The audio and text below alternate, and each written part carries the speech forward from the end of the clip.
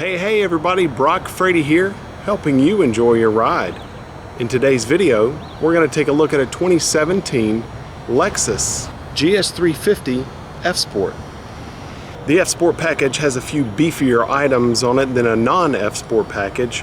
The seats are a little more bolstered and they feel really nice. The interior is different, no wood grain interior. Wheels are different, front grille is different. We're going to go over all of those highlights, and I hope you enjoy this video of the 2017 Lexus GS350 F Sport. Thank you so much for watching. Here's the key fob for the GS350. The button on the top is lock, below that is unlock, below that is the hold button for the trunk, below that, and then at the very bottom is the hold button for the panic alarm. Press the top button once, it locks all the doors. Press unlock once, it unlocks the driver's door. Press unlock twice, it unlocks all four doors. If you press and hold the trunk button, then there's your automatic trunk opener.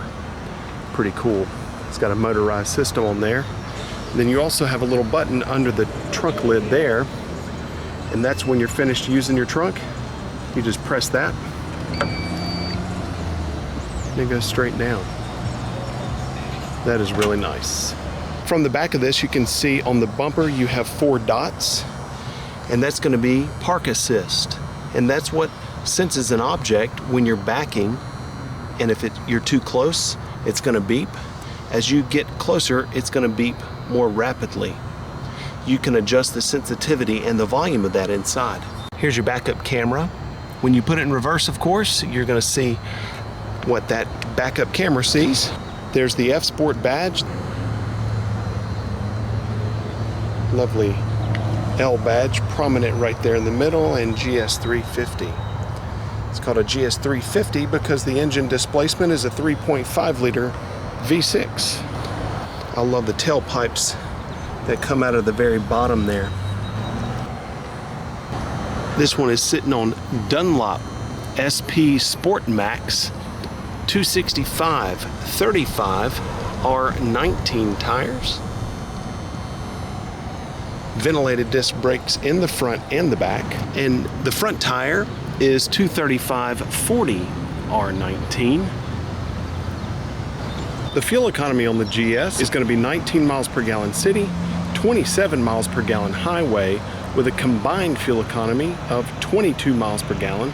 It does require premium fuel. The base MSRP for this model is $54,810. After optional equipment and the Lexus delivery fee, the total MSRP comes to $57,035. All right, I want to know what you think. The F Sport grille, you know, that aggressive looking thing there. Personally, I love it. I always have, I always will. I hear comments that, you know, it looks one way or another. People either like it or they don't. But I think if there's a car that it looks perfect on, that it really fits well the profile of, is that. I think that it matches. It looks good. It looks mean. It looks all aggressive like. So I want to know what you think about the F Sport spindle grille on the GS350. Does it work? Does it not?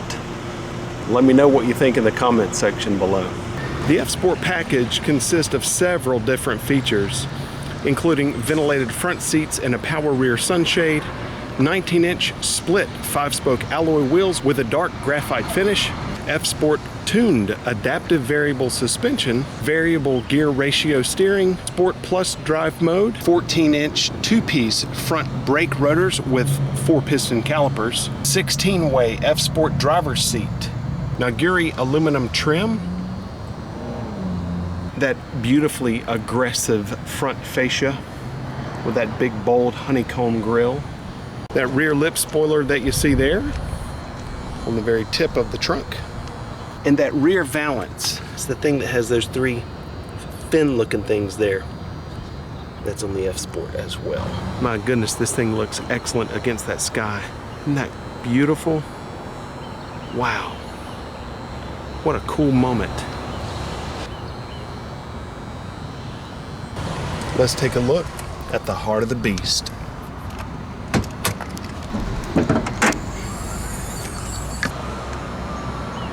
I wish you could be here with me to see this sky.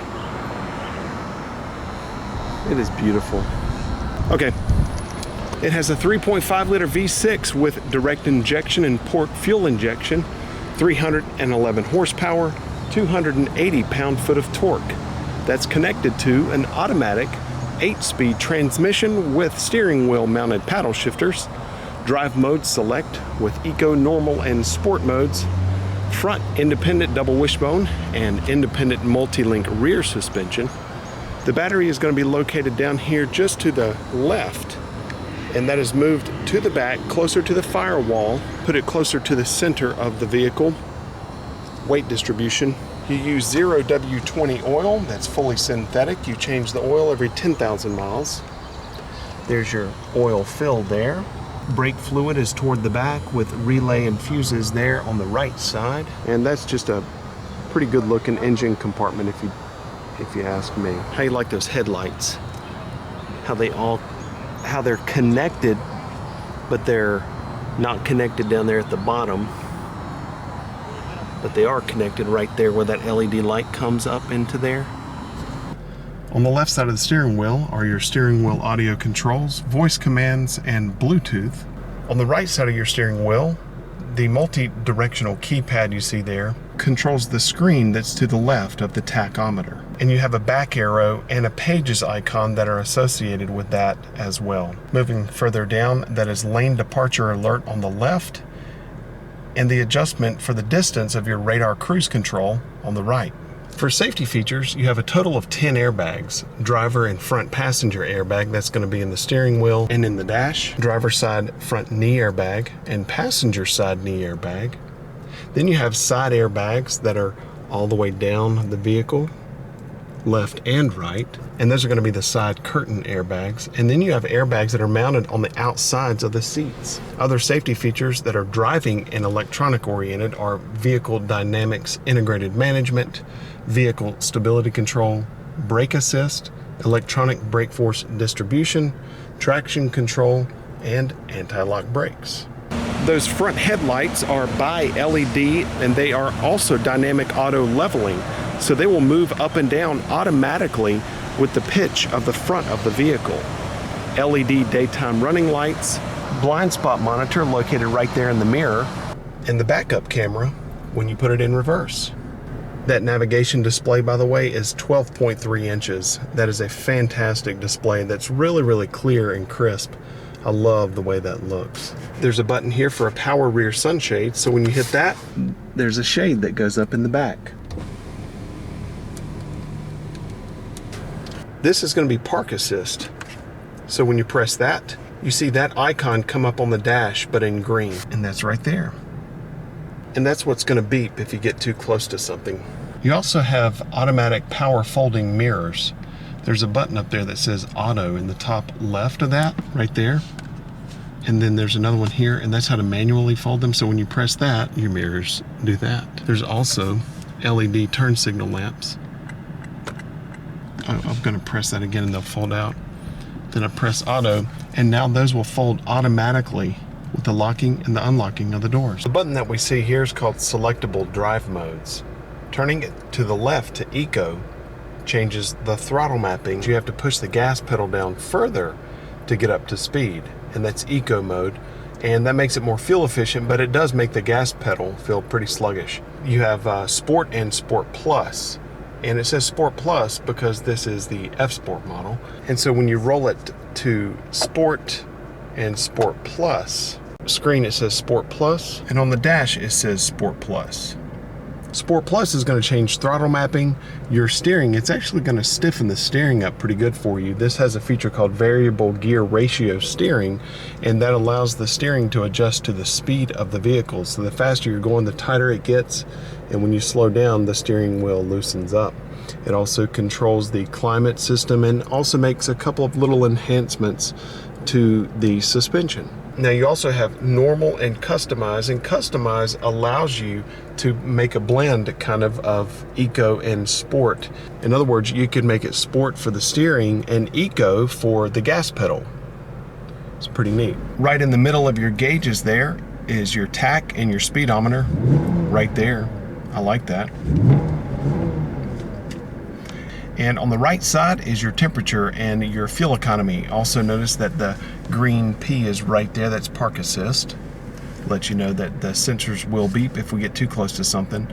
On the far left, you have a bunch of different readouts and gauges, and those gauges will read things like your information. So right now we're in the information screen. And I'm going to be using that multi-directional keypad right there. You see the 4 different directions with the button in the middle for selection. I'm going to be using that during this part. So over on the far left, you see where the I is highlighted right there. And now I can press down and it's going to show me all kinds of different information as far as fuel economy, tire pressure monitor, that's your G-force indicator, and accelerometer, and then your tire pressure monitor system, sway warning, all the cool different things. So that's all under information. To the right is going to be navigation, audio, radar cruise control and lane departure alert, emergency messages, and settings. And you see where it says LKA, that's lane keep assist. I'm going to press the center, that little selection button. And lane keep assist, lane centering is on. That means that it's going to keep you in the middle of your lane when it can see the lines on the road. So as it sees the lines on the road, and if you were to start to sway outside of your lane, it's going to slightly nudge the steering wheel left or right to keep you in the center of your lane. Steering assist is on. Steering alert, right now it is set for vibrate, and you can hit the middle button. That's audible. I'm going to hit it again and you'll hear the steering wheel vibrate. So that's what it's going to do whenever you start to get out of your lane. Sensitivity, I'm going to put it on high, and high on sway sensitivity there. So that means that it's going to be at the maximum sensitivity. That's actually what I recommend doing. If you get one of these and it's new and you've never had this feature, I recommend doing that. That's actually a good way to understand the maximum sensitivity, so you can go down from there. Whatever you want to do though, it's up to you. PCS, pre-collision system, blind spot monitor, and that's where you can cut it on and off. And that beep was me cutting it on. And so that's all the little gauges there in the middle. Right now we're looking at our turn signal indicator, also with our headlights. And this GS also has the intelligent high beams. Let's see if the camera will focus. You see where it says auto right there in the middle of the screen right now? That's intelligent high beams. So I'm going to push it in. To activate the auto high beam switch, switch the headlights to high beam. Then you take this, push that, and then I'm going to turn that to auto. So now our automatic high beams are active. As you drive around at night, it's going to automatically put up the high beams, and then when it senses another vehicle in proximity to yours, it will dim them back down to low beam, so you're not blinding people, but you get to drive around with your high beams on, and that is a very cool feature. It makes it so that you can see a whole lot better. Daytime running lights off, auto, parking lights, headlights on manually. I always leave it on auto. And the feature that we see here is our windshield wipers, and this is how you use them. You see where it says auto? There's a button here at the very end, and when I push that, the auto stalk lights up, and it just wiped once. At that point, I can use this dial to adjust the sensitivity of auto. You see off here, and then a lot of arrows. Well, you can nudge that up once, and it'll wipe once. Then I can nudge it down, and it'll just cut on the regular windshield wipers. Right now we're looking at the automatic parking brake. When that light is on by auto, it will automatically engage the emergency brake when you put it in park. When you take it out of park and into reverse or drive, it will automatically disengage. This is right in front of my right knee. See that? And it's down there. You can manually override it. This is actually a toggle, and you can push, whoop, and it just moved forward. So I just automatically disengaged it, and then that's how you re-engage. Cup holders here, and right now we're looking at the heated and ventilated seats, and those work automatically as well. All in the middle right here is radio and climate control settings. You can see that it has dual zone climate control, The readout right now is 72 on both passenger and driver's side. So on the far left, you see your red arrow and the blue arrow. Then on the far right, same thing. That's to control the temperature for the driver and the passenger. And then in the middle here, you have auto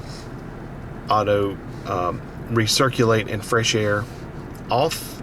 And then this is called S-Flow, and that has to do with the different climate settings of different zones in the car for front and back.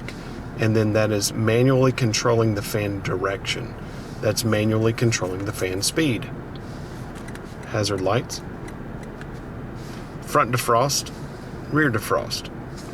Now take a look at that fantastic navigation system screen. It is 12.3 inches, and I just love that. This is my perspective. This is what the cabin looks like to me, because I have the camera right at my head. And so that screen takes up a lot of landscape, and I really like how clear it is. Now the way this works is this is going to be your hand rest. There's a remote here with enter buttons on either side, and then you've got map, menu, and a back arrow. There are two arrows here, and those zoom in and out on the map. I just pressed up, then I just pressed back.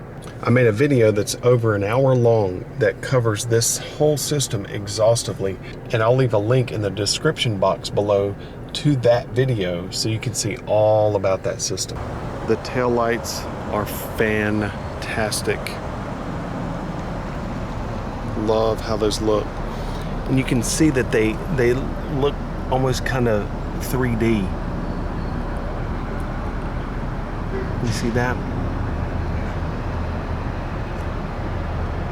And then a great tail light.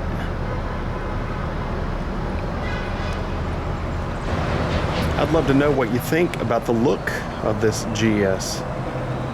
Personally, I think they should only make the F Sport model GS. I just think that it lends itself so well to the look and everything. You know, I guess they do have to make a distinction between GS models, and that's fine, but I would be just fine if there were only this model available.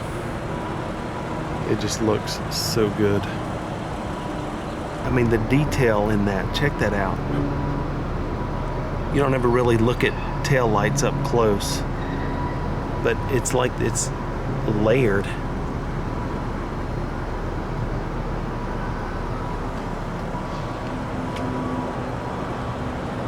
That's just too cool. Those things are so bright, and I am in love with how the LED lights, it looks like they originate from the headlight itself and then kind of make its way down and around a little bit.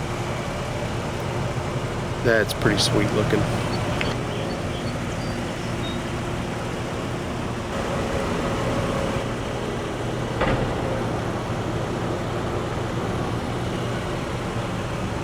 Okay, everybody, that wraps up our look at the 2017 Lexus GS350 F Sport. I'd love to know what you think. Please feel free to leave comments in the comments section below.